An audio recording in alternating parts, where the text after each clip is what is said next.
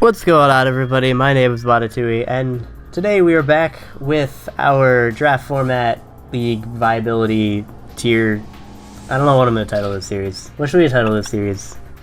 Draft format viability rankings. Not rankings, because we're not ranking.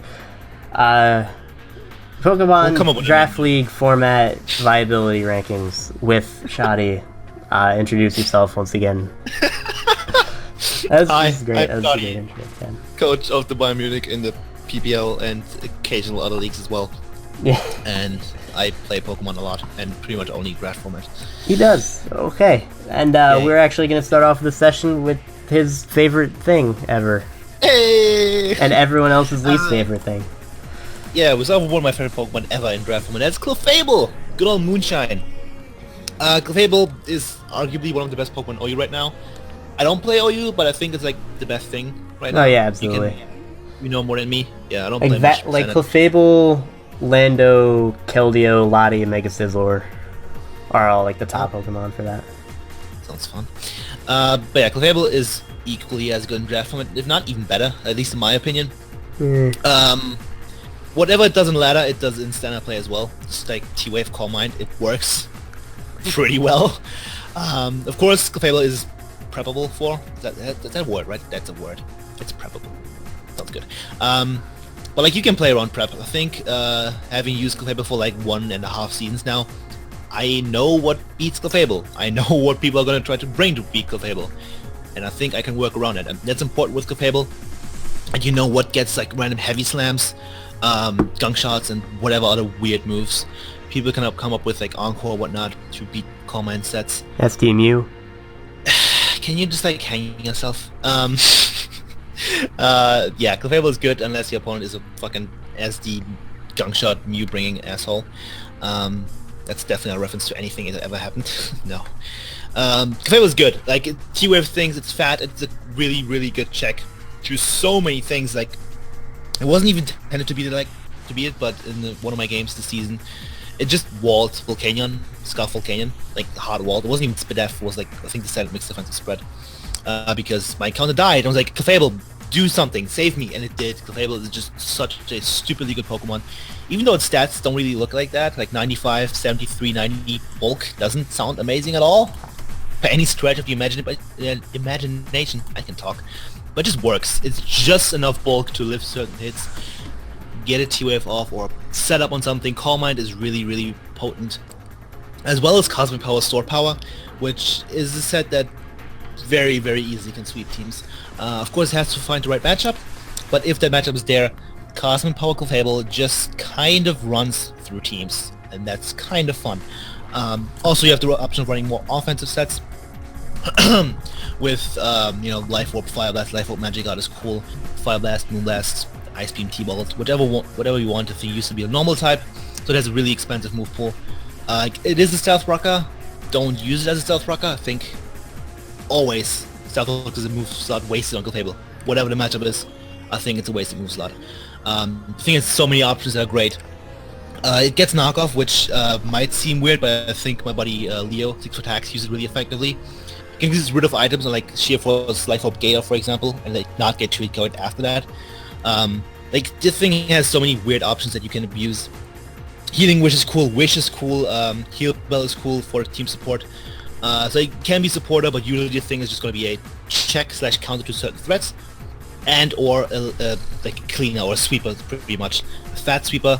You're gonna have to be wary of getting crit. You're gonna get crit eventually with this set, with this thing in general. It's gonna happen. If you draft Clefable, prepare to get crit and be sad, which is how it goes, I think. I avoided it the hard way, but Clefable is absolutely amazing. Even if you don't plan to do a certain thing, it's probably still gonna do a certain thing. It's one of those Pokemon that has multiple roles pretty much every week, which a lot of Pokemon can't do that. Clefable can fill multiple roles in 1 week, and that's really cool. It is by far the best unaware user. It is the only good one, because Quaxley is literal garbage. The only problem with that is you have to run Moonlight or Wish, but you can work around that. Definitely, if you don't like overly switch it into things when you're unaware, you can still, like, 8 PP is still enough. Especially if you have overall more offensively built team, you don't need to recover up that much. You can T-Wave the self-threat and then it's dealt with pretty much most of the time. Magic Guard is stupidly good on this thing, especially with the setup variant. You can just Calm Mind on things, not care about Toxic, Cosmic Power on things, not care about Toxics, and it's fun. Credit switching to so many things reliably, it's just good. I could talk about the thing for days. I'm just gonna stop here and let you talk.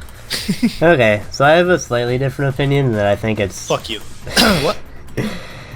I think it's not quite as good in draft format that it is in standard, literally only because it has like it has just good enough stats for OU so that it's not 2-hit KO'd by a lot of things. Like for example, Specs Keldeo Scald, barely not a 2-hit KO with leftovers on this thing. Azumarill, barely not an OHKO with Play Rough and things like that. Zardex, barely not an OHKO. Zard-Y probably OHKO's it because it's a Zard-Y. Barely not a 2-hit KO from Mega Diancie. It's barely not a 2-hit KO from offensive Garchomp.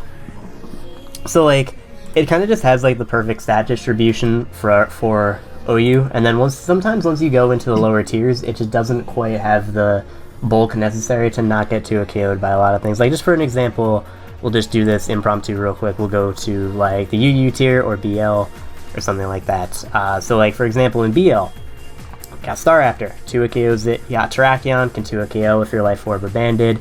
Thun DT, 2-hit KO. Togekiss will flinch you to death, but that's everything, so I don't blame you. Best Pokemon ever, so it doesn't matter. Good point also. Yeah. Victini's there, shits on it. There are also like ways to get around its bulk. Clefable is Bandit Beak weird. Yeah, there's not much that you can do against that.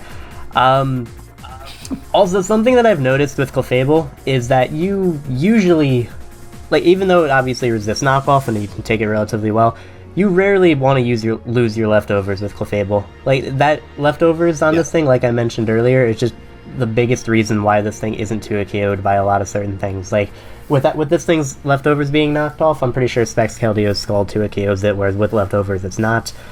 But that being said, it's still like really, really good. The Pure Fairy typing, the move pool this thing has, just the fact that it's such a good Thunder Wave user as well, which is really nice. People in OU have also begun to run Ice Beam on this thing because their initial switch-ins are now ground type. So like Hippowdon, typically Lando T, just because you don't want to get Thunder Wave. Thunder Wave for a lot of mons is a death sentence, and it's probably the best move in the game.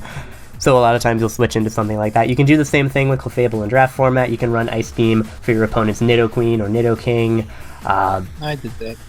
Yeah, definitely. Like, obviously you're not going to like switch into your Crocodile or something like that, but like just looking through like whatever mons in the tier that you would maybe want to switch this thing into, like, I don't know, even like things like Mega Venusaur don't want to get paralyzed because paralysis is stupid. You can run Flamethrower or Fire Blast for things like Scizor, or like Celebi. If your opponent has it, even Mega Aggron it's nice for. So again, it's got like a super good move pool. So typically with this thing, you're going to run it relatively standard. The best set is probably Moonblast, T-Wave, Calm Mind, and Soft Boiled if you're the Magic Guard set, and then of course Moonlight if you're the Unaware set. It is a very, very good setup sweeper. Calm Mind, Stored Power is very, very good. And just because it has the Fairy typing, even though it is a Calm Mind sweeper, it doesn't usually have 4 move slot syndrome, just because Fairy is such a spammable move. Like, you can run Moonblast, and then whatever your opponent has to switch into Moonblast, you have a coverage move for. If it's like a Muck or a Poison type, you can run Psychic. If it's... Why Muck? I don't know, I was just thinking of some sort of Poison type, and that was the first thing that comes to mind. A Poison type that isn't weak to fire, like a Moongus or something like that. If your opponent has an Amoonguss, you can run Flamethrower or Fire Blast. If it's... Ice Beam. I don't know, what else is there? Scizor, you can run Flamethrower. So like, you have coverage for those. It has a very good move pool, like I said. So Moonblast, and then another move to hit whatever would normally switch into Clefable, and you're good. Something I do kind of want to point out is Unaware, you're obviously weaker to status.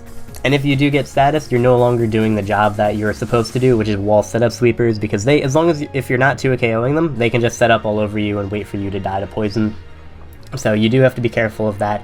But what's nice is, in a lot of matchups, your opponent's not going to know if you're Unaware or Magic Guard.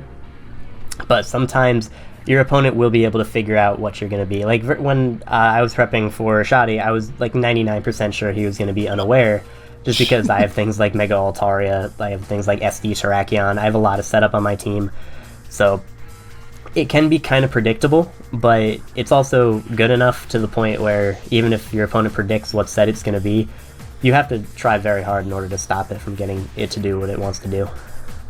Yeah.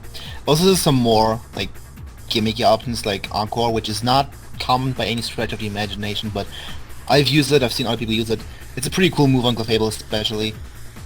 It also gets like dual screens if you want to go that route. Size tells like normal types, like your old other normal types trick. So it has like options you can throw your opponent with. And I think offensive Clefable is also really cool. Mm-hmm. Like Life Orb Magic is just a fun set to use. My opinion, it's the best fairy in draft format. I don't care what other people think because my opinion is the only important one. You know, Clefable is amazing. Draft it. If you can draft it, just draft it. Gets Meteor Mash. Yeah, it does. I calculated against Mega Diancie. It doesn't work. Doesn't Oko. But yeah, Clefable also appreciates having a good core on it. Like a Fairy Dragon Steel Core with Clefable is always going to be really good. I don't care what the other two are. Oh yeah, unless always. you draft like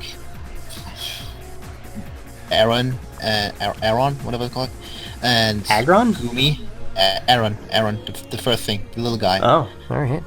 And Gumi. Unless it's that kind of shit, you have a really good Fairy Dragon Steel Core with Clefable. Just because there's a Clefable. Actually, I would say, like, if you're pairing, like, Clefable Mega Aggron is really good. Clefable, like, any other bulky steel type is really good. I think, like, Sylveon paired with those is a little bit better, literally only because Sylveon's a little bit of a better Wish Passer. And most bulky steels have have no recovery. But, again, like, it's not bad at all. Like, you can... Clefable pairs with them really well, because it can Wish Pass, and it's just really good on its own anyway. Yeah, also you can just kind of have things not do any damage to your team, because Clefable doesn't care. Mega Aggron, for example, doesn't care. It's cool. Also true. It's one of those things, take hits, not passive at all, and just annoys the crap out of your opponent. It's one of those mons also that it's very hard to find a mon that can switch into it that also deals with it at the same time. Yeah. Like, you can switch in your Registeel in on this thing, sort of, because it can take flamethrowers very well, but Ironhead's not doing anything, because it's weak and stuff like that, so... Yeah. Yeah, that's Clefable. Some more offensive things are set up for to it, which is crazy. Yeah. But that's Clefable. Really good. Some people think it's super good and ridiculous. I think it's just very solid. But you can't deny it's a very good Pokemon, and it supports teams really well, it's good on its own, and it does what it does very well. So... With that being said, we're moving on to another fairy, and another mon that I think has been gaining some traction recently, just off of how some people have been using it lately, and just how good it turned out to be in draft format, and that is going to be Mega Diancie. So this is a mon that has really been, I think, underused in draft format. I don't think it's ever been drafted in PPL. Is that correct? Yeah, I think you are correct. I don't know if anyone's ever had it in GB. I think Season 3 Roger had it, and we all know how that happened, how that ended, so we're not going to talk about it. So Mega Diancie is really good. Its stats are also super solid. It's not nearly as frail as some people like to say it is. Like, yes, it has base 50 HP, but it has 110 defenses, and that more than makes up for it. Its offenses, it's 160 in both of its attack stats, which is really solid. And even though its move pool is like really shallow, Fairy, Rock, Earth Power plus a hidden power is all you need, always. Oh yeah. Like, that hits like, the only thing that walls this thing, like, hard walls this thing, you can't hit it super effectively, bar like a hidden power, would be like Ferrothorn and Bronzong, some steel types. Yeah, Bronzong is probably like the best thing out there. Yeah, because like, even like, you can also run the occasional Psychic if you're going up against a Mega Venusaur or something like that, so it's just... It's got, like, the move pool that it has is shallow, but it's absolutely good enough. It hits everything. And some people complain that, like, it doesn't have great stabs on... Well, I mean, it has very good dual stab. But, like, you have to run it mixed offensive. That's fine. First of all, no, you don't. Like, a lot of the times you're going to want to run Diamond Storm just because it's more powerful than Ancient Power, even though Ancient Power gets you the boost, as you know. Yeah, boy. But, like... that's a really good thing, because with a base 160 special attack stat and base 160 attack stat, you can go mixed and not care. You can run fully specially offensive, and then just run Diamond Storm for the things that it hits or things that are weak to it. You can run some EVs in attack and then some EVs in special attack. You can run fully physically offensive with Diamond Storm, and then just have Moonblast there to hit the things that are weak to Moonblast. You're going to 2 KO a lot of things without investment, just because of its attack stat and because its stabs are so spammable. Its typing is, like, weird defensively. Like, it's good versus some things. Like, it obviously checks birds, like Talonflame. And then, like, it's neutral to poison, which is kind of nice. Then it's, like, weak to ground, and then it's, like, neutral to rock. And it's, like, it's got a lot of weaknesses, but it can be a soft check defensively to certain things. Like I said, like birds. And it also has setup options. It doesn't need to set up because it has very powerful attack stats anyway, but it has both Calm Mind and Rock Polish as well. Rock Polish is a little bit more common in OU and in draft format anyway, because the one kind of problem that it has is speed. Not that it's slow at all at base 110, but obviously being a Mega, it can't run a Scarf or anything like that, so sometimes it's going to run into problems versus faster teams or more offensive teams. So you can run Rock Polish versus something like that. If you are running Rock Polish, you can run something like Modest or Rash and then just hit even harder, which is really nice. It goes up to 460 special attack, 460 attack. And it's just like... You go. Say things. Okay, Words. I say things. I also currently have Mega Diancie, and it's so good. I used to say it's bad, or like not. Yeah, great. especially I forget how much it was. How much this thing cost in like last TPL season when nobody drafted. It was like 12 million, and still nobody drafted it because nobody thought it was good. And I forget why we didn't think it was good. Probably because it's like weak to a lot of priority, and it's like... I think the main reason why I thought it was bad, just when I was pretty bad myself, was because it's kind of hard to find a safe opportunity to Mega. You pretty much have to protect in a lot of matchups, and that gets rid of one of your movesets. It's one of its biggest downfalls, that it has base 50 speed, I think. Is it 50? Yeah, before Mega Evolving.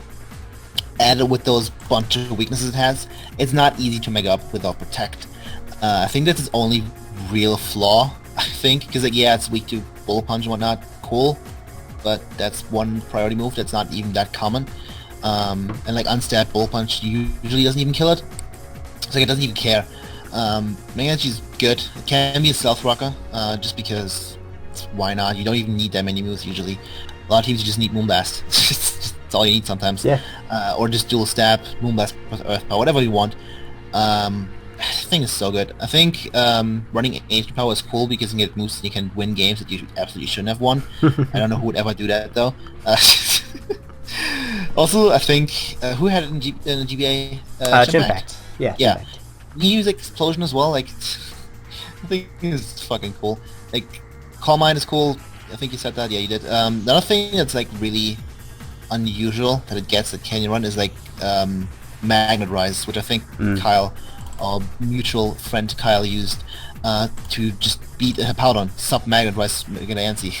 It's like, it can beat ground types that it can't like 2-hit KO or OHKO necessarily, just by Magnet Rising up on them and they can't touch it. Which is not a cool thing about its typing. Magnet Rising Dragonite is just a cool move. So yeah, I just really like my Diancie. I think it's a massive threat late game, and it just does so much more damage than you'd expect it to do. I don't know why you expect it to not do as much damage, but you do, and then you're like, oh, everything kind of just dies, and it's really great. I think my Diancie is really cool to pair up with just really strong wall breakers like Keldeo, which, you know, I have that on my team. And it works really well because you break things down, you can get Scald Burns on things, wear them down that way, and late game Mega Diancie just comes in and kills everything. And that's what it does best, I think. Combination of Wall Breaker and late game Cleaner is just really good. As well as, you know, as you said, checking things, soft checking things. Absolutely, and we haven't even talked about its ability yet, which is probably one of the one of the best abilities in the game, in Magic Bounce. So, while it's not necessarily frail, it's not super bulky, so it's not the best at switching into a lot of stealth rockers, especially because you're weak to ground, and a lot of stealth rockers have to be ground types and whatnot. But you can make an aggressive switch onto this if you're expecting your opponent to go for a hazard, and it is something your opponent always has to keep in the back of their mind. If I go for rocks, what's the chances of them going into their Diancie and bouncing it back? But also the big thing is just the inability to be status is just super nice. Oh, yeah. Like, you can switch this thing into T-Waves, Will-O-Wisps, Toxics, and things like that, and just bounce them back onto your opponent. Even if they're immune to it, like, you're never going to be paralyzed unless your opponent has, like, a Mold Breaker Mon with T-Wave, which I don't even know if that exists. Maybe, like, Mega Blastoise or something. Or not Mega Blastoise, idiot. Wait, Mega Gyarados. Mega Gyarados. I meant to say Gyarados. I was gonna say, did I miss something? Like you can stay in versus things like Sableye without having to go for Protect and just firing off a Moonblast. It's just, like, it's such a good ability. Not just to bounce back hazards, just to bounce back statuses, just to play mind games with your opponent. It's just so good. Especially because, like, T-Wave, as we said, is, like, the best move in the game. And with a lot of auto offensive threats, you just kind of click T-Wave against them and you neutralize them that way. Mega Diancie is not one of those, because if you click T-Wave, you're gonna get paralyzed yourself, and you don't want that. Getting paralyzed is not fun, no matter what the Pokemon is. It's not Absolutely. great. Absolutely. That's just, like, another huge thing. I love the thing. Mm-hmm. It's weird. Also, it's like, the weaknesses that it has are relatively easy to cover. Like, like, especially even like priority, like Bullet Punch and Aqua Jet, just get a water type. You're good. Yeah, just get good water type, like Keldeo. Ground types, every team should have a flying type. Yeah. So, like, its weaknesses aren't that hard to cover. And yeah, I don't think there's too much else to say about it. It's really solid. It's very underused. I would definitely recommend drafting it. Yep. Probably build around it similarly to how you would Mega Lopunny. Like, make sure you have Hazard Stack is really good with it, because it's not it's not gonna OHKO a ton. Like, it 2 KOs so much with this like attack stat and its dual stab being so good, but it's not gonna OHKO a ton unless it's weak to it. So I would definitely say get things that allow chip damage. Pair it with like Garchomp. Pair it with Hazard Stack users. Klefki's even pretty good with this, even though they're kind of weak to the same things. Spike Stack is nice. Roserade. Things that, you know, get chip damage on things. Frostlass. Yeah. Why I'm not? just recommending you draft my GPC team. Okay, I think that's Mega Diancie. I love it. Draft it. Make it good. It's fun. Wasn't like top 3 MVP in GPA as well. It's like, it has proven itself by now. No, yeah, it's very good. I think we're gonna move on to another Pokemon that hasn't proven itself as much yet, but triggers mono heavily. And that's Dragonite. The best Dragonite set is Mixed Scarf. Shout out to Sam and me suggesting that to Sam, and then him beating mono. That was fun. Sorry. Dragonite is a weird Pokemon. It used to be like fucking god, I think. Just because multi-scale plus Dragonite plus 134 attack and E-speed is really scary, and it still is. Like, it hasn't changed. But like, it has kind of just fallen out of favor. Especially with the speed creep that has been happening over the years and gens and whatnot. 80 base speed is just not enough anymore. It really isn't, even for a setup sweeper.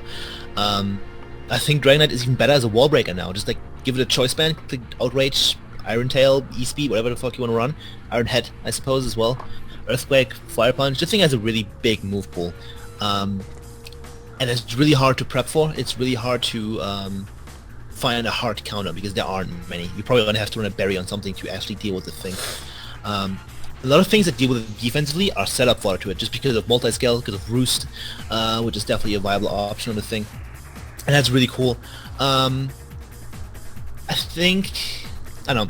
I feel like Dragonite also is another one of those Pokemon. Well, I think it is one of those Pokemon that you really need to have good hazard removal for, because you want to keep that multi-scale intact. Because as long as that's intact, pretty much nothing OHKOs you. I think like Specs, Sylveon's Hyper Voice kills, but to roll, stuff like that. It's really hard to OHKO the thing with multi-scale, because it's just naturally really bulky. With 91 HP, 95, 100 bulk is really solid. E-Speed is arguably one of the best moves in the game, in my opinion. Having used Lucario recently, it's such a good move. Just because you have the fastest move on the field. No matter what your opponent does, they can try really hard to go really fast. It's not gonna happen. And with that ridiculous 134 attack stat, it's gonna hit really hard. And like late game, you weaken the steel types and whatnot. You just click E-Speed late game and watch things die, which is a really cool thing. You can also run like special sets, especially if you have like rain. Because like Hurricane and Thunder is kind of cool. It's just kind of weak. Because if you run special, I think you kind of have to have like a Life Orb or an Expert Belt, and Life Orb on Dragonite is not that great because you're gonna lose your multi-scale. So special is a gimmicky option. It is there. I wouldn't recommend it, but the option is always there. Dragonite Sweeper, very scary. Needs has removal with it, and yeah, please make it work, people, but not against me. Yeah, Dragonite is just one of those mods. It's so close to being like so ridiculously good. Yeah, like it hits so hard on the physical side. It does have like really good special options as well. People have run Ice Beam on it, Thunder, Hurricane, Fire Blast, Draco Meteor.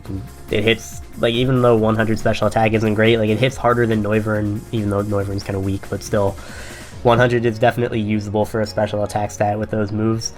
Yeah, T-Ball is really good on it, I heard. It is like a really solid Dragon Dance Sleeper as well, just because it is so bulky. It's nearly impossible to OHKO with multi-scale intact. Even after rocks, it takes a pretty powerful attack to knock it out, because its base defense is 91 HP, 95 defense, 100 SPDF are really good. Like you said, really the only thing holding this thing back is its speed. Like, yeah. Granted, it does have E-Speed to help out. There are enough things that are bulky enough to take that E-Speed, which is nice. Granted, you can also, like, with E-Speed, you can pick off things that have Ice Shard that would be able to OHKO you after rocks, but at least you can pick them off once they're weakened. I'm just like not entirely sure why this thing isn't successful. Like, I think it is like the rock weakness, but I think people care a little bit too much about it having multi-scale. Because, like, yeah, a mixed lure set with Life Orb is still like really good, but you always got to determine like what's more important, the extra damage output or my multi-scale. And it's not like you're completely doomed to never get back to full health when you have your multi-scale broken, because you do have access to Roost, which can be really nice. You can run like 3 attacks Roost. The biggest problem this thing has in standard is 4 move slot syndrome. If it's a Dragon Dance Sleeper, like, it'll run Dragon Dance and then Dragon Claw or Outrage, Earthquake, Fire Punch, E-Speed, so it can have some of those problems. You can change up the moves depending on your team. I think that's a little bit more alleviated in draft format, because obviously you know what your opponent's going to have. Still kind of has the problem, but not as badly. Yeah, it's like, I feel like this thing has so much more potential than people have shown off with it, but it's just like, it has never really done amazingly. I think Matty Brawlick had it, and I forget how good he did with it, like in the NPL like a while ago. But like, it's just one of those mods. It could be so good, it just hasn't like put up the stats that you'd expect it to. Yeah, sad. It is. I guess if you're looking for good like Fairy Dragon Steel cores, I would say Mega Diancie paired with this thing is pretty sweet. Ooh, that sounds fun. To do that, you got the Magic Bounce for the soft hazards check with Magic Bounce, and then you got the Dragonite here. They both hit hard, things like that. So yeah, I mean, it's super versatile. It hits super hard, has really good priority and E-Speed, probably the best priority, and like, it just doesn't put up the numbers that you'd expect it to. But I would be delighted to see it actually put up those numbers, because I think it's got a ton of potential. Yeah, I think people just prefer other dragons, like Mence, for example. I love Mence, and I'll draft Mence over D-Knight every day of the week, as much as I like D-Knight as well. Like Garchomp, Latias, like, people just draft other dragon types, and if you don't draft any of those top 4 or 5 dragons, they probably just go for a lower tier one like Dragon or fucking Noivern. So Dragonite just doesn't get drafted. Just sad. Die. Yeah. So yeah. You'll get there one day, buddy. One day. Yeah. Okay, can we take a quick break? I need to pee again. Oh my god. Okay, so now that Dragonite has been covered, the next one that we're going to move on to is a pretty popular one nowadays, especially, and that is Excadrill. So Excadrill, I think it's always been like super good, but like people haven't been taking it, or people didn't take it super early in the beginning of draft. It would be like around 2 or around 3 mon, maybe even later. I think in season 2 of D1 it went like round 7, which was stupid. Oh, yeah. Like Hitmontop went before Excadrill, and that's just kind of like silly. But Excadrill's like really, really good. It's an offensive ground type, which is always really good. It's also a very good fairy check with a very powerful attack stat, 135. At Adamant, hits 405 at level 100. It has a very solid HP stat as well, with base 110, so it can be run Spadef to check certain electric types. It can be run with an Assault Vest. It can also be run with like a Shuka Berry or a Chopple Berry to take a super effective hit and then attack your opponent with a very powerful Earthquake or Iron Head. This is another one of those mons where its move pool is very shallow, so it gets things like Earthquake, Iron Head, Rock Slide, and then like occasionally you'll run like X Scissor or something like that. Yeah, Poison Jab, which I've never run just because X Scissor hits grass types if you wanted to, and X Scissor is typically just better coverage for it because you don't need Poison Jab for fairies because you have Stab Iron Head and whatnot. But you can get poisons. You can get poisons. But one of the big things about Excadrill that people also like, aside from it being really good offensively, is it's one of the best rapid spinners in the entire game. This is a mon that will force switches, and you can just get a rapid spin off of that switch. Very few ghost types want to switch into this thing. Like Gengar, you knock out with Life Orb, Iron Head, or if you're running Mold Breaker, you can just hit him with Earthquake. You have to be a very bulky ghost in order to take it on. Like I think Cofagrigus isn't 2-KO'd, and then maybe Dusknoir's not 2-KO'd. Gourgeist is a good switch into it as well, but like things like Jellicent at 2-KOs, Mismagius at OHKO, so you don't really want to switch into your ghost type on this thing because it will hit you very, very hard. There are the two most common sets are the Mold Breaker Scarf set, just because being able to hit levitating mons with Earthquake is super, super good. It hits really hard even without a boosting item, and even if you're running Jolly, you're still going to be doing a lot of damage to things. It can clean up late game very easily. If you guys remember from D2 Season 1 a while ago, Excadrill was able to get 4 kills in a row when it was the last mon left on my side of the field, and we went from 1-4 being down and then winning 1-0, just because his team was whittled down enough and I was able to spam it. There are also teams, don't do this when you're drafting, but there are some people who like to just draft Levitate users as their flying type. Don't do that. Don't do that, because if you have that type of team, unless you have like a Tangrowth or something like that, Excadrill is just going to sweep through you. It hits so hard. Its dual stabs are great. It's immune to Thunder Wave and Toxic, so the only thing you can status this with is Burn, which granted does help against this thing, but again, it's just like you can't be T-Waved and you can't be Toxic, so things that how you would normally cripple them on, you can't cripple Excadrill with things like that. There are very few downsides to this Pokemon. The only real downsides is that it's not super bulky. Like, it does have a high HP stat, but then 60 and 65 are not great. And then its speed could be better. It's good enough, but it could be better for certain things. Like, obviously, like base 100s outspeed it. Base 90s, like Lucario, outspeed it. And things like that, and can hit it very hard. It is weak to priority, like Fighting and Aqua Jet, but overall, it's just a very, very solid Pokemon. It scares out a lot of different things, and there are teams where Mold Breaker Drill just 2-KOs or OHKOs the entirety of it, and that's only one of its abilities. Schady, if you want, you can go over the other set and the other ability. Yeah, I had it without Sand. I almost always had to run Scarf to make it good, but in the Sand with Sand Rush or occasionally Sand Force, which is probably never going to happen, it is such a scary threat, such a ridiculously easy late game cleaner, pretty much. Or just sweep it with SD. I think, Season 1 was MVP of the PPL. Was it? I think it was, yeah. When Raikkonen had it. The thing is, in the Sand, the thing is stupidly fast. I don't think there's any Scarf that outspeeds it, so like Scarf Ninjas, maybe?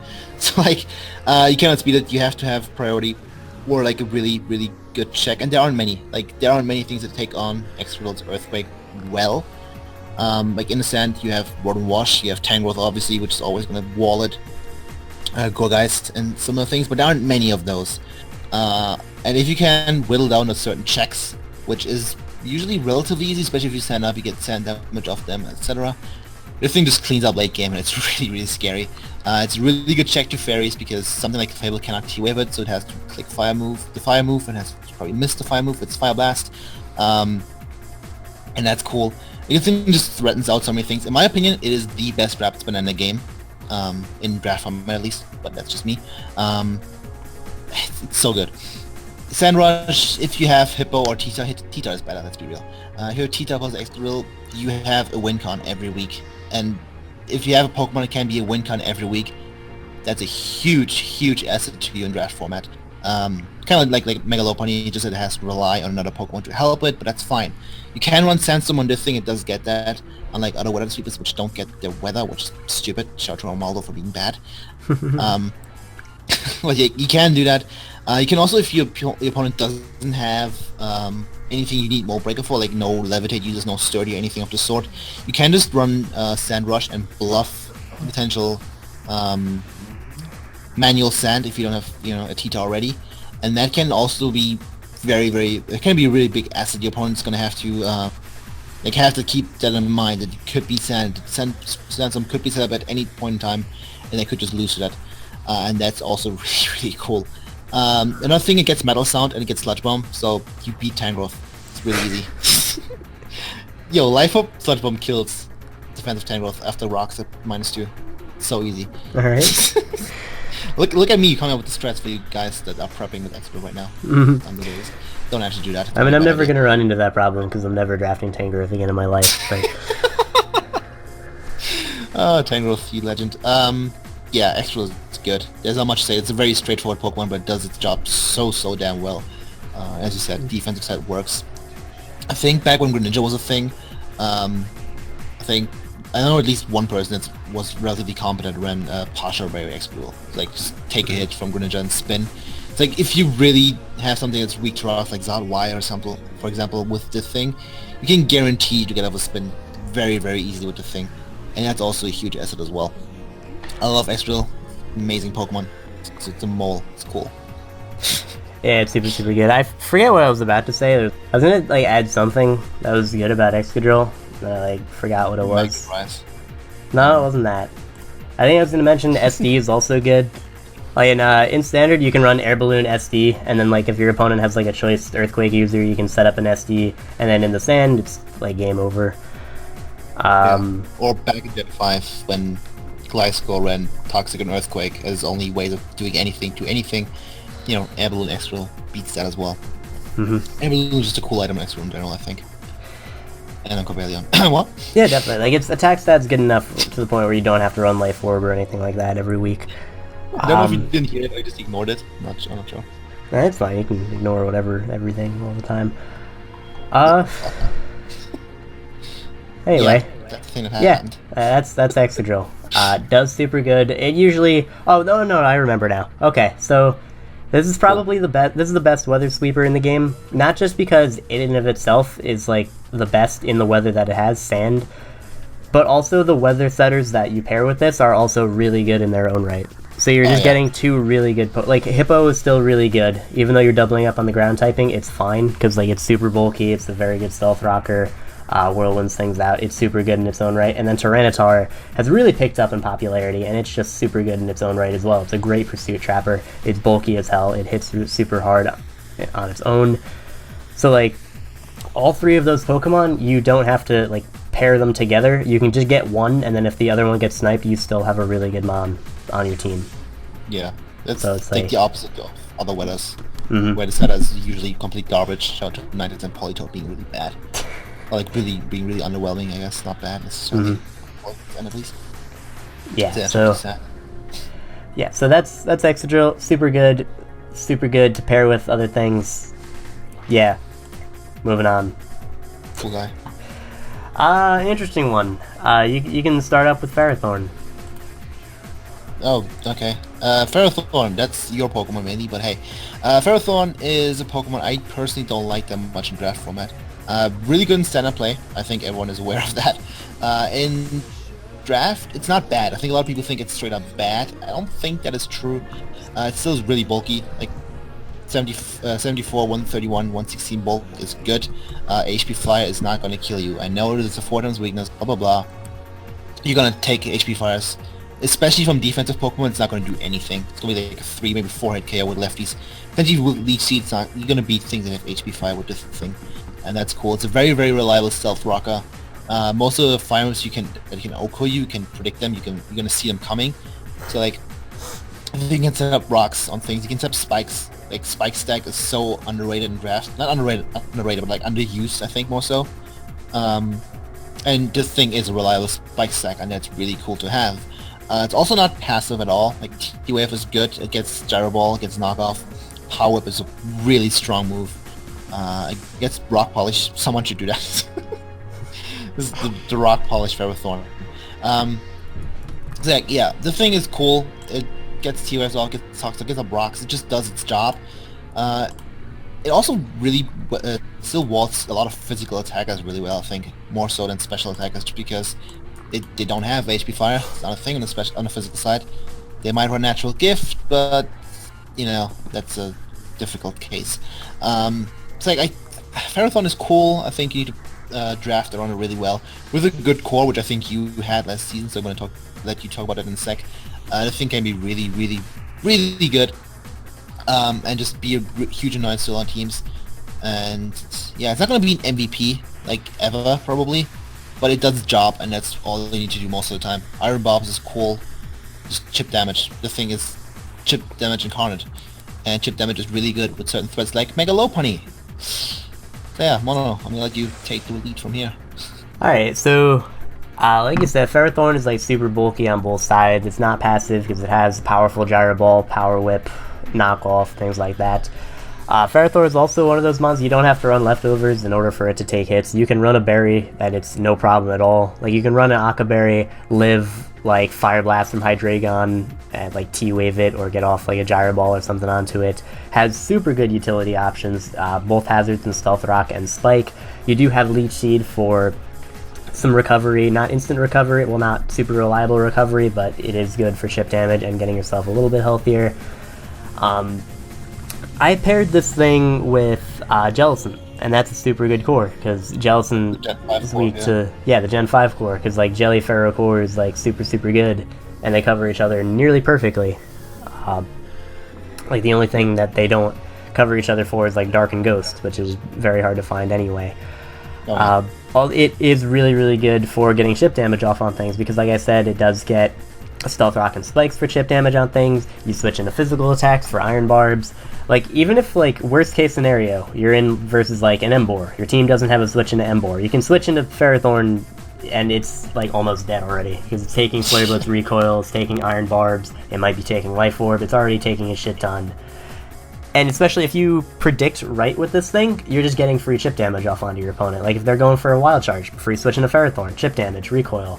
If you switch into, like, Darmanitan's U-Turn, chip damage, and things like that. So this is a mon that really benefits the better at predicting you are, and it also just, like, it's rarely O-code by anything. You need, like, a very powerful stab fighting move or a stab fire move to O-code it to. It's guaranteed rocks, it's guaranteed spikes, it's guaranteed, like, a Thunder Wave off. Like, I ran Aqua Berry Thunder Wave week 1 versus Paul, and it took a +3 HP fire from Manaphy, paralyzed it, set up a hazard, which is really good. It's not the mon for everyone, it's not the mon for every team as well, because they, oddly enough, this is like a mon that you want other 4x weaknesses for, just so your opponent has no idea which hidden power to bring. Also, something that's like a side benefit, if you're running Hidden Power Fire, that means you're losing out on speed. So suppose your opponent has a Latios, and you know they're going to be running Hidden Power Fire. Whatever base 110s you have, you now outspeed them, because they have to run Hidden Power Fire, which is really nice. So, like, that's super beneficial. Again, like, it's not O-code by Hidden Power Fire ever, so even if they do have the Latios, you can knock it off, you can Gyro Ball it, you can T-Wave it, you can set up hazards versus it. And, yeah, it's just, like, it does a lot. It does a lot. It's not amazing. Like, the speed and the 4x weakness are its biggest downfalls, because, like, you're gonna get 2 KO'd, and then, like, you're not gonna be able to do a ton sometimes. But it's super annoying to prep for, because you have to run Hidden Power Fire or whatever for it, and then if you don't, it's going to wall you, and then it sets up hazards versus you. So it can be kind of, what's the word? Centralizing? Over-centralizing during prep? Is that a word? Sure. Is that a term? Sure, why not? With the right team, this thing can be really good. And it's always going to be something annoying for people to prep for. Even if their team naturally deals with it, like they have a fire type, and they have like a bunch of things with fire coverage, you still just, like, throw on an Aqua Berry, throw on T-Wave, you get a free paralysis off, and you get free hazards up. Not free because you're losing this mon, but sometimes a hazard plus a T-Wave is all you need this thing to do, and it does that very well. I just have one question for you. Yeah. Why did you never bring Dual Dance Ferrothorn? Like, because I enjoy winning, mainly. Why? You're boring. Just imagine sweeting someone with double dance Ferrothorn. It's the greatest thing ever. Yeah, let's see. What does it hit? Well, let me see its max speed. What does it hit? This is important science. 118. If it's Jolly max speed. So you're not out. You're speed tying uninvested Mew. Yeah, oh no, I'm sorry. This has minimum speed because it's Gyro Ball. 152. See, there 304. Fast enough. Should have done it. Anyway. You're a disappointment. Anyway. So, with Ferrothorn being covered, we're moving on to a mon I actually grew to really like after I started using it, and a mon that people continuously like more and more after each season of leagues, and that's Garchomp. So, Garchomp is like super bulky, it hits super hard, it's pretty fast, it does not have a bad stat, it's worse at its special attack, and you can still run mixed with like Life Orb, Draco Meteor, and Fire Blast. It also has Rough Skin, so that's also really nice for chip damage. It can do a bunch of different things. You can run the standard Tank Chomp set, where it's like max HP, a little bit of speed to outspeed whatever you needed to, and then the rest in defense, and suddenly you're living just everything from every physical attacker. Its typing is really nice. It's only weak to, I think, Dragon and Ice. And Fairy. And Fairy, that too. We're in Gen 6 now. But like, Garchomp's like stupid bulky. I think if you run max HP, you live Life Orb, Hidden Power, Ice from Thundurus Incarnate without a Yachi Berry. Like, you live HP Ice from Raikou, you live just HP Ice from Electric types. And then they always have to predict that switch in, because like, obviously you go for an Electric move, you're screwed. If you go for the Hidden Power Ice as they go into something else, then you're losing momentum. So it's just like a super good Pokemon in that aspect. Very good Stealth Rocker as well. You can set up Stealth. You're usually not going to be O-Code unless, like I said, they have Stab Fairy or Stab Ice. Yeah, on the team. And that's just its defensive set. It has base 130 attack, which you can easily use to your advantage. It's a very good sub-Salic user as well, as we've seen. It just straight up 6-0 Tom, and it just has the potential to 6-0 a lot of teams. It hits very hard. Its dual stabs are really, really good as well. Earthquake and Dragon, there's very little that wants to switch into that. And then you still have things like Fire Fang if you want to hit things like Ferrothorn or Fire Blast on the special side. I guess, like, for fairies, it gets both Poison Jab and Iron Head. So they can't just pick a berry, which is cool. Yeah, absolutely. It's also a good setup sweeper with Swords Dance. It is a very good sub user, like I said earlier. SD is a super good set. It's a very, very good Scarfer as well. 102 is really nice just to be able to outspeed those base 100s and spam Outrage or Earthquake, or like Iron Head, Poison Jab, like I said. Edge Quake is also very nice. There's just so many good things for this thing, and there's very little drawback to having Garchomp, so I'll let you continue talking about it.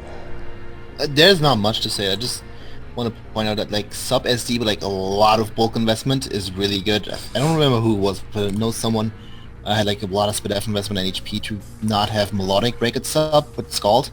So just set up all over Melodic and just kind of ran through the opponent's team. Like, that's another benefit of Garchomp, just the bulk combined with the power. I think the combination is really, really big. And the speed tier, like 102 is a really unusual speed tier. Is there anything else at base 102? I don't think so. Like, it outspeeds base 102, obviously it outspeeds the rare 101s, which is like the Simmies, I guess. That's important, the biggest threats in draft format. Maybe like Thundy T, that would be a better one. Oh yeah, Thundy T exists. Now that I mentioned it earlier, I'm smart. No, the Simmies are better. So yeah, you always have at least a little bit of bulk investment you can guaranteed run because nothing has the same speed, and that's kind of cool. It's not going to make a huge difference, but it's probably going to change a roll or two, and that's always important in draft. So like, there's not much to say. If you have a Sand team, you can run Sandvale and be that guy. Not recommended. I don't think there's much to say about Chomp. It's a really reliable rocker as well. Dragon Tail is a cool move, especially since it's still going to do decent damage even if you are bulky. And Dragon Tail is a weak move. Garchomp is just strong. 130 attack is stupid. Garchomp is cool. I want to use it at some point. I never have. It's probably fun. Yeah, like especially like after using it for a season, I really like when I first looked at it. I didn't think it would be like super. Like I know it's obviously very good, but I didn't think it would be as versatile as it was, and it really was. And it was just surprisingly like super solid. Yeah. You can also use it as a really good lure, I think. I think Kelly used it with like Draco Meteor to lure in Weezing, which was really good. I think it just has a lot of options. It's very, very hard to prep for. Like, yeah, you can throw in an ice move, but it's probably going to live, and it's going to 2 KO something on your team, most likely. And late game, Scarfer, really, really good. Garchomp's cool. It's a really, really good Pokemon overall. Absolutely. And if you're looking for like also something I would like to mention is something like Garchomp, I would probably pair with another ground type, just so that like your opponent has to pick what hidden power they have to run on their electric type, or like so like just as like an example, not the exact Pokemon, but John had Lando T paired with the Gastrodon. What hidden power do you bring? You know, you're either walled by one or the other. Yeah. So it's just pick Seismitoad. Seismitoad is good. Yeah, like Seismitoad. Like, it's really good with a water ground type. Yeah, absolutely. Especially when it takes Scalds like Gastron or Seismitoad, because Chomp doesn't really want to take those Scalds if it's offensive. Yeah, definitely not. Yeah. So Garchomp, super solid. You can justify picking this thing round 1. Typically, I think it goes like round 2, but round 1 is totally fine. It is really, really good, and it does a lot of different things, and it is surprisingly versatile. Yep. And also, actually, before we move on, we should probably talk about Mega Garchomp a little bit. Oh, yeah, that's a Pokemon. That's a forgettable Pokemon. So, like, Mega Garchomp's actually, like, surprisingly, like, good, but it's not a mon you usually want to spend your Mega slot on. Yeah. Because, like, it hits ridiculously hard. Oh, yeah. Like, base 170 attack stat and then 120 special attack stat. So you get even more powerful. Yeah, like, it's not one of those, like, you lose offensive power when you get the Mega... Like, for example, Banded Medicham hits harder than Mega Medicham, even though there are other benefits to Mega Medicham. Like, your special attack just straight up gets better. Oh, yeah. And there's, like, no drawback into doing that. You lose speed, which kind of sucks, but, like, base 92 speed is still not bad. Like, it goes up to 311, you're still outspeeding things like Lucario, and other base 90s like that. You also get bulkier, which is also really good. Your ability in like almost every situation gets worse, because like Sand Force, you have to have a Sand Setter, and then like even then, it's like you're not getting the sweeping ability that Excadrill gets. You're just hitting harder, which is still good, but it's like you hit hard enough anyway, and it's like not like you'd rather have Rough Skin just for the chip damage.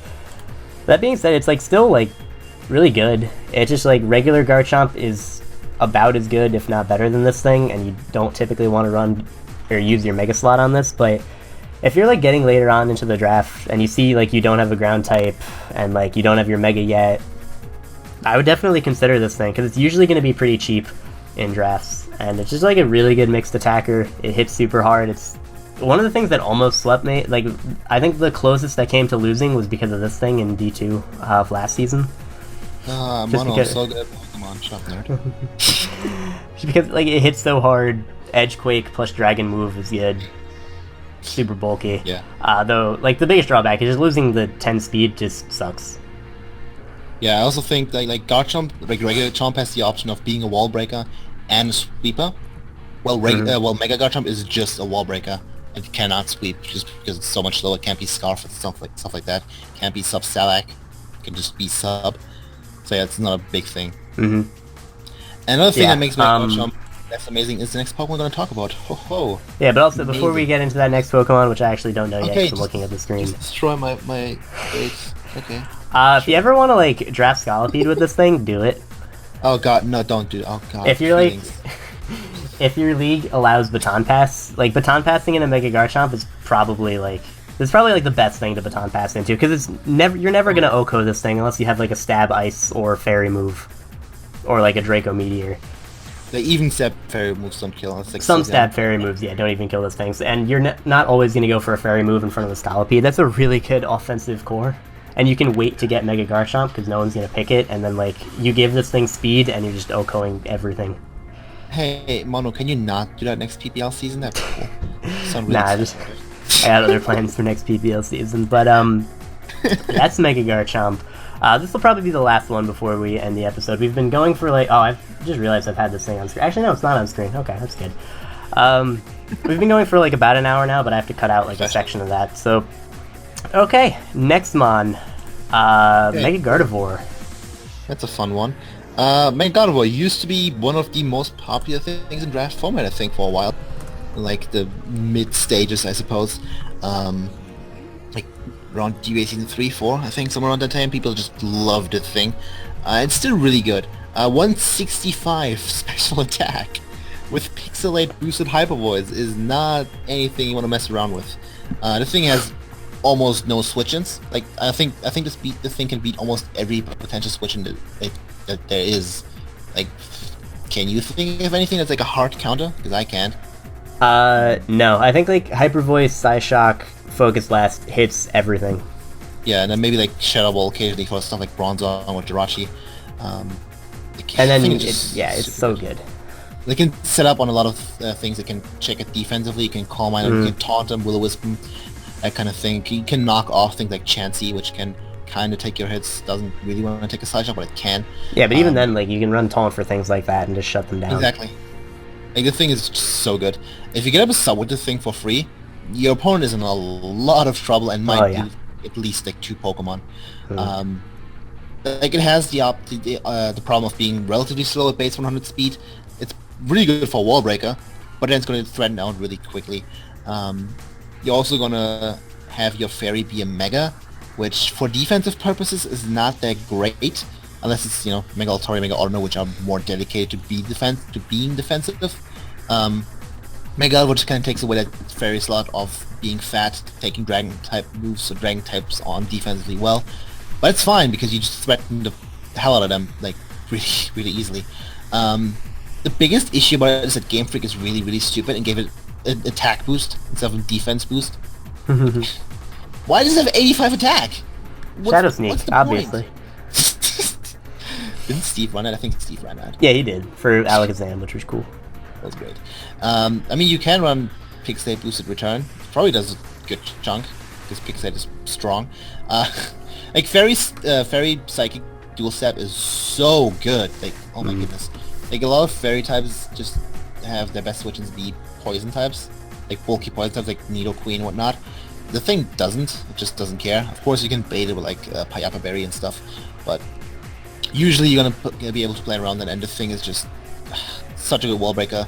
Destimon's also something like Disable, Encore. It has so many support options because Gardevoir is like a weird support Pokemon. With like Healing Wish, Dual Screens, Memento. It has so many options, and I really like this Pokemon. I like regular Gardevoir more, just because of the item versatility not using up your Mega slot. But this thing is just one of the best wall breakers. Can we like change its stats to give it 20 defense instead of 20 attack? That'd be really cool. Like, it's easy revenge killable, but that's pretty much its only big flaw.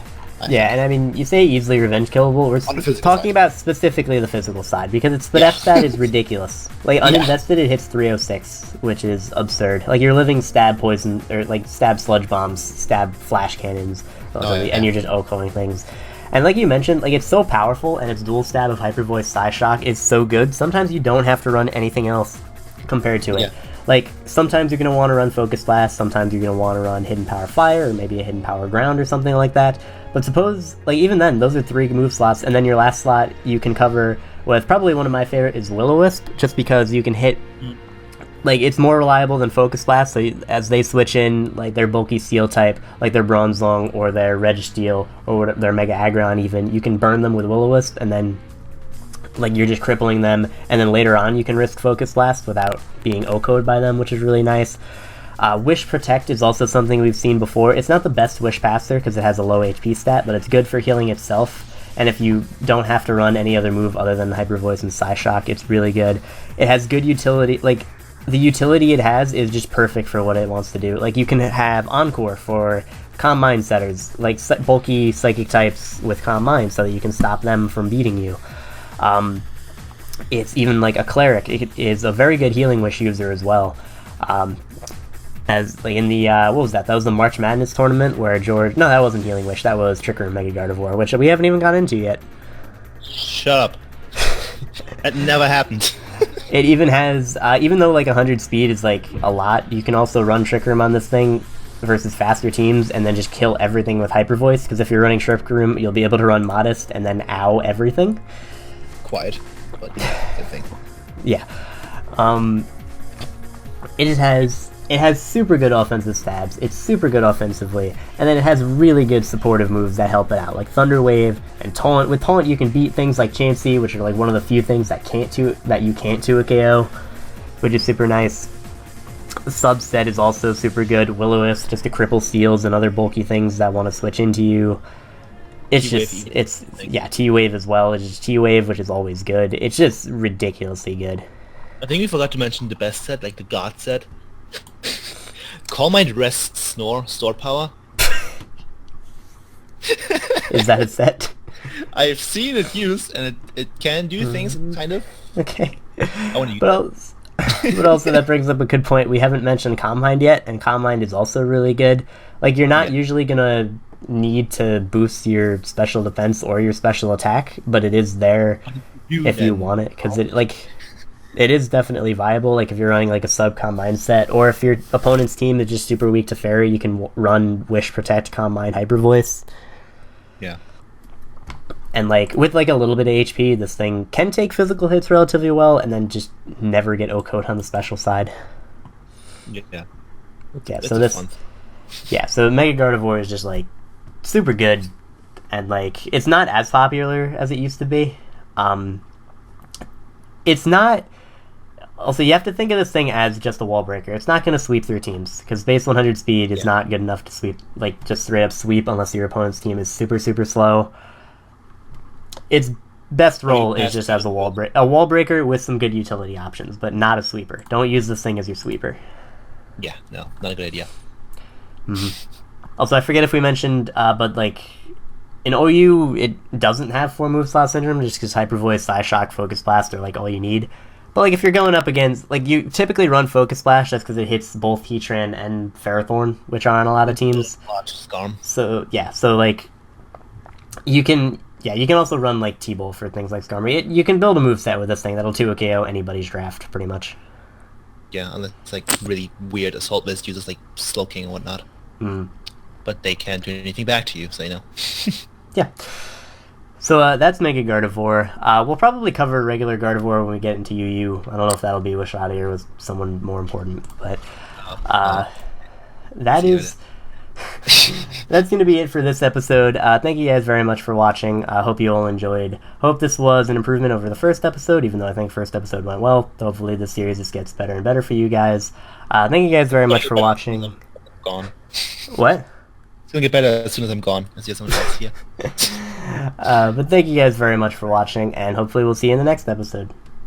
Goodbye.